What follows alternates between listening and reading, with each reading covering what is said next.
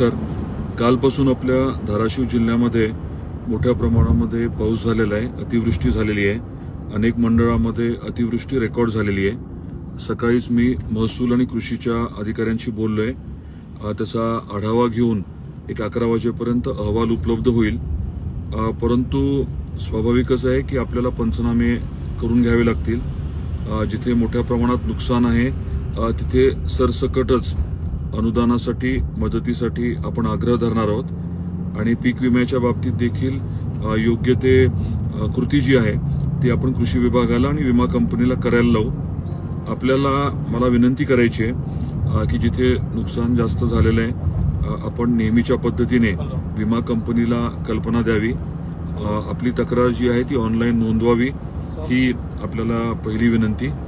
आणि दुसरी बाब म्हणजे जिथे शेतीचं जास्त नुकसान झालंय आपले जे तलाठी आहेत त्यांना आदेश आता दिलेले आहेत पंचनाम्याचे, ते पंचनामे आपण व्यवस्थित करून घ्यावे। पंचनाम्याची प्रत जी आहे त्याचा फोटो आपण घ्यावा, आपल्याकडे एक कॉपी उपलब्ध करून घ्यावी। दुर्दैवाने पाऊस जास्त होतोय आणि नुकसान मोठं होतंय। आपल्याला एकीकडे अनुदान NDRF SDRFचं अनुदान मिळवून घ्यायचंय आणि त्याच्या बरोबरीने पीक विमा देखील मिळवून घ्यायचा आहे। पीक विम्याच्या बाबतीत काही लोकांचं म्हणणं होतं की 25%च शेतकऱ्यांचे पंचनामे केले जात आहेत। ते बरोबर आहे, निकषाप्रमाणे ते करतील। आपली जबाबदारी एवढीच आहे की नुकसान झालंय हे ऑनलाईन कळवणं आणि त्याची काहीतरी पोच आपल्याकडे घेणं। आपल्याकडे पोच घेतल्यानंतर पुरावा आपल्याकडे उपलब्ध राहणं गरजेचं आहे। त्याचबरोबरीने आपल्या भागात आपल्या शेतात आपल्या भागात जे काही पंचनामे होतात त्याचा देखील फोटो आपण जरूर घ्या ही मला आपल्याला विनंती करायची आहे। बजावून आपण विमा कंपनीला आणि कृषी विभागाला सांगितलंय की या पूर्ण विषयामध्ये पूर्ण पारदर्शकता पाहिजे। पारदर्शकता तर पाहिजेच आणि सगळ्या गोष्टींचा रेकॉर्ड पाहिजे।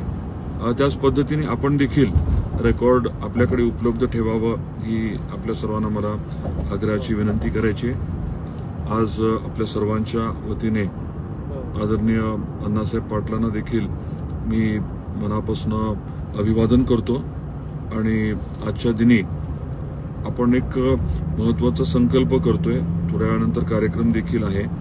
मोठ्या प्रमाणामध्ये आपल्याला महामंडळाच्या माध्यमातून आर्थिक विकास